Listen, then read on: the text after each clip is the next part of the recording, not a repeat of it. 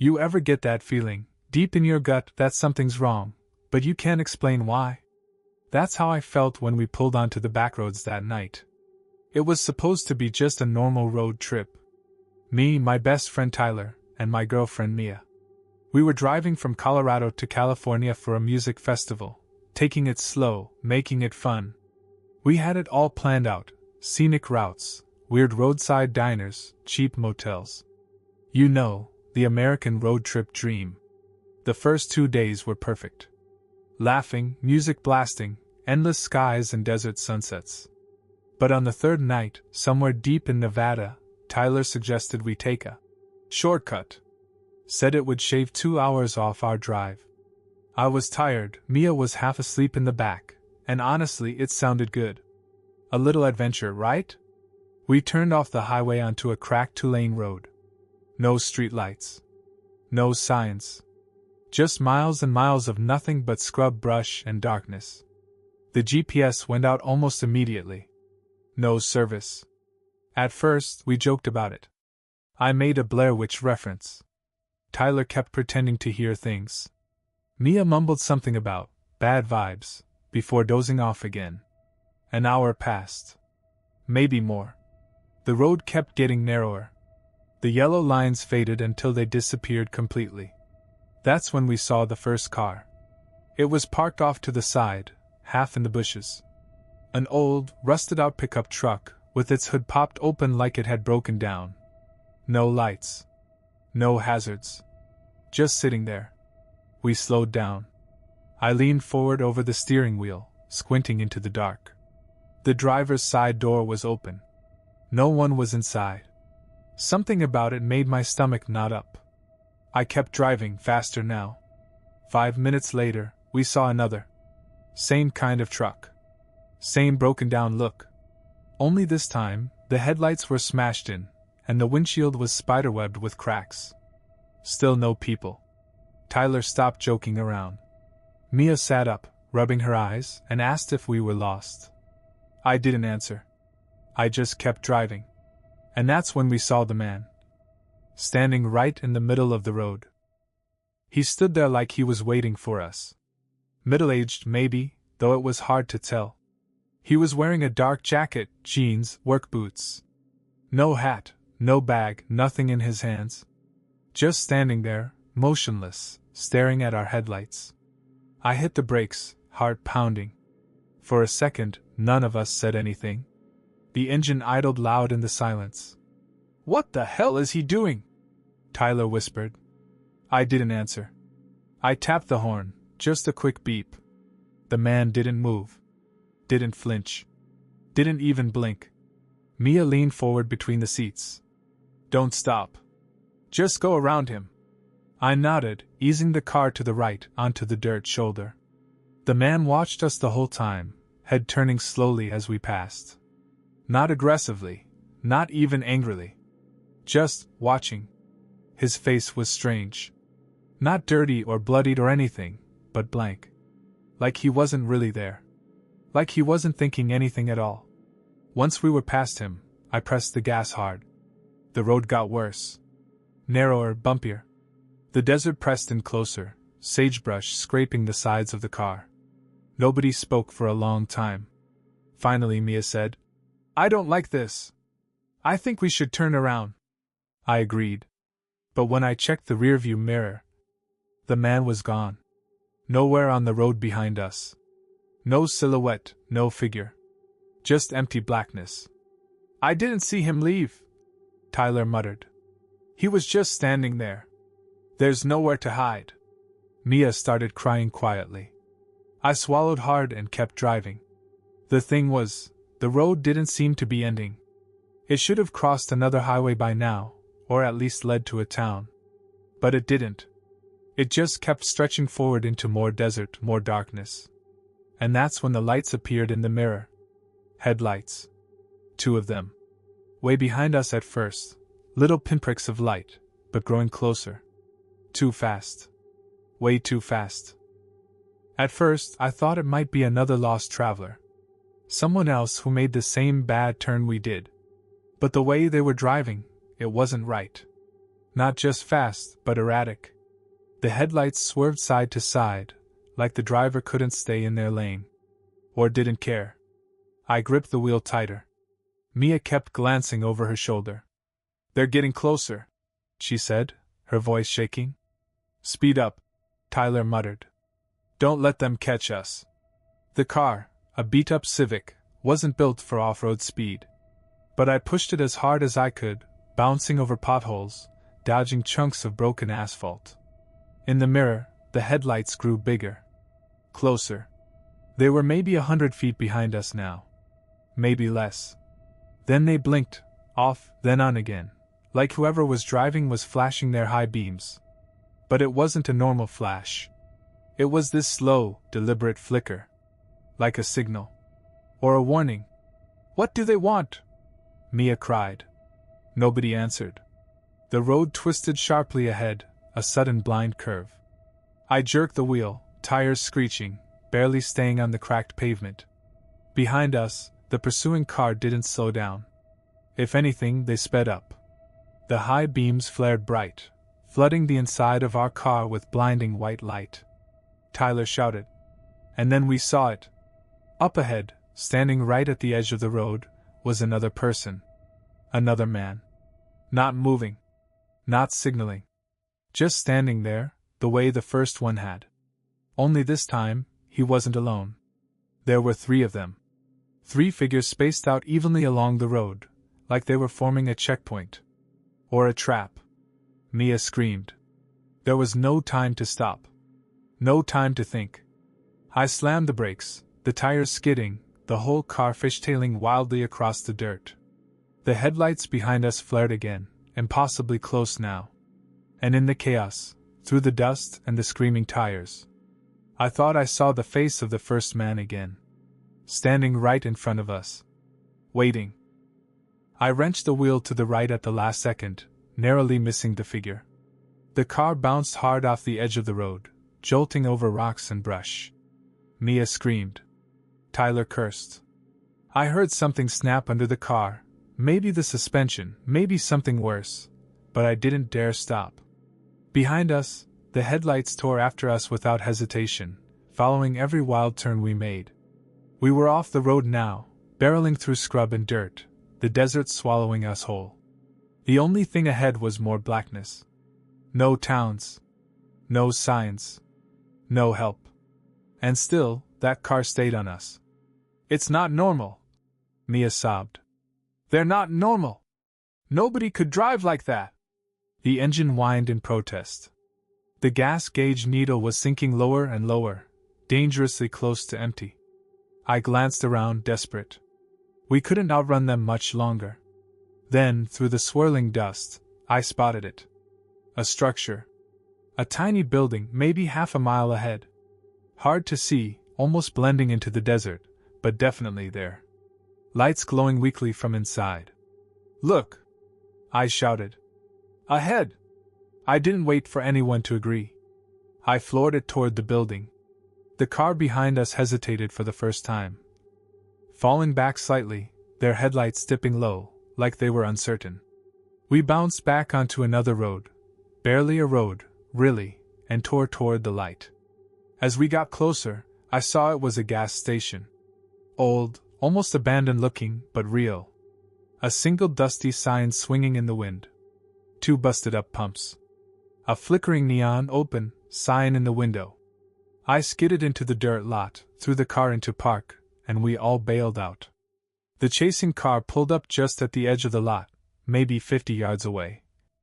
Then stopped. Idling. Watching. I could feel their eyes on us, even though I couldn't see their faces. "Go inside!"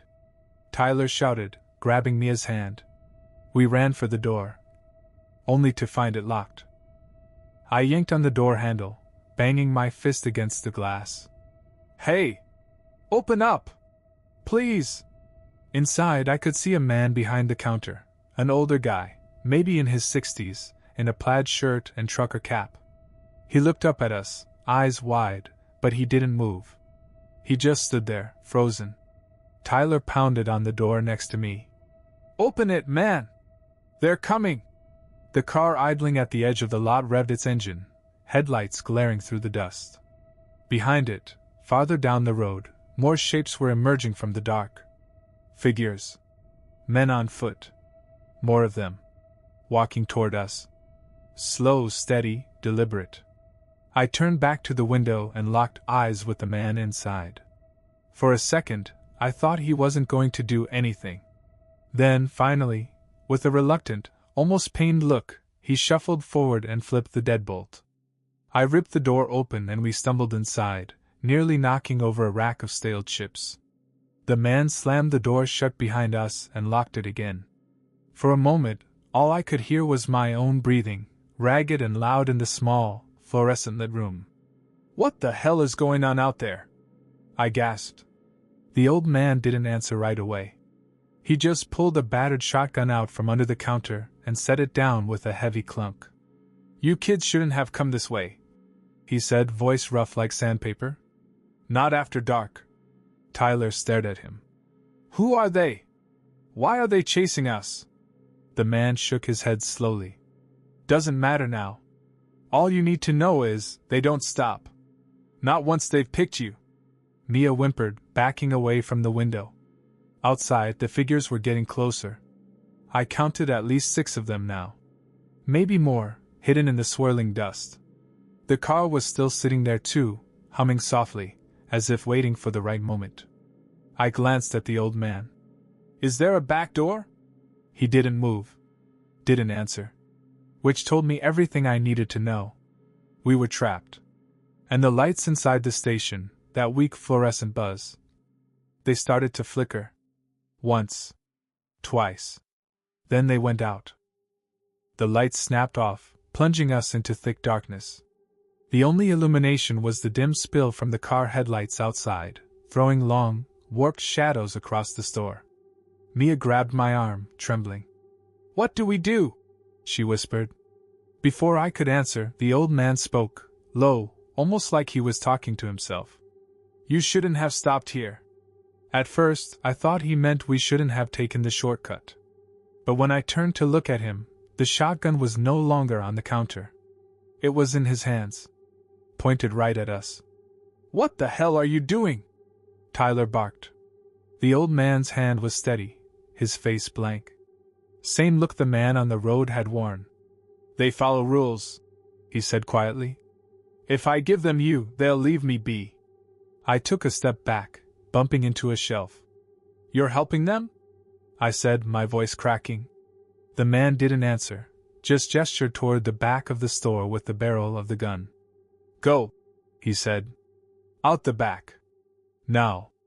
Tyler's face twisted in anger. "You're dead if you give us up. You think they'll let you live?" "They have before," the old man said simply. "Long as I play by their rules." Mia was crying openly now, muffling the sounds with her sleeve. Outside, we could hear the first soft thuds, hands hitting the glass. Testing it. Scraping it. I looked at Tyler. Looked at Mia. We didn't have time to argue. We bolted. The old man fired a shot, not at us, but over our heads, shattering a ceiling light. The bang left my ears ringing, but adrenaline pushed us forward. We tore around the counter, through a narrow hallway cluttered with junk. At the very end was a rusted metal door, the so-called back door. I shoved it hard, and it creaked open into the night. Outside, nothing but open desert. No cover. No hope. And then I saw it. Tire tracks. Fresh ones. Leading away from the station, deeper into the desert. Someone else had left, not long ago. Someone who knew another way out. Without thinking, we followed them, sprinting into the dark, away from the station, away from the lights, away from everything. Behind us, the figures weren't chasing anymore. They were surrounding the station. And the last thing I heard before the desert swallowed us was the shotgun firing again. But this time, not at the ceiling. At the old man himself. We ran until our legs gave out. Nothing but the sound of our own gasping breath and the crunch of dirt under our shoes. The tire tracks wove ahead of us, half erased by the wind, but still visible enough to follow. No headlights. No signs of pursuit. Just cold desert air and endless black sky above. After what felt like hours, though it was probably only minutes, we came to a stop behind a rise in the ground. A natural hill, big enough to hide behind. We collapsed there, panting. Mia curled into a ball, sobbing quietly. Tyler ripped off his jacket and tried to cover her. I crouched low, peeking back the way we'd come. In the distance, the gas station glowed faintly, a lonely island of sickly yellow light. Tiny black figures moved around it, too far to make out clearly, but they didn't seem to be chasing us. They were busy. Doing something. I turned back to Tyler. "We can't stay here," I whispered. "They'll find us eventually." "But where do we go?" he hissed back. "There's nothing out here." That's when I noticed something. Just beyond the next ridge. The faint glint of metal under the moonlight. A truck. Parked. Abandoned. But maybe still working. I pointed. "Look. If we can reach it." Mia wiped her eyes. "What if it's a trap?" I didn't have an answer. It could be a trap. But staying here was just waiting to die. We made a plan, quick and desperate. Stick low. Move fast. No noise. Tyler led the way, crouching low, darting from brush to brush. Mia and I followed close behind. The desert was alive with sound now, the whisper of wind, the distant crunch of gravel, the soft, almost rhythmic scraping of footsteps on sand. I didn't dare look back. We reached the truck in less than 5 minutes. It was old, a battered Ford, sun-bleached and dented. But the keys were dangling from the ignition. Too easy. Way too easy. Tyler hesitated. "We should check it first. Make sure it's not rigged."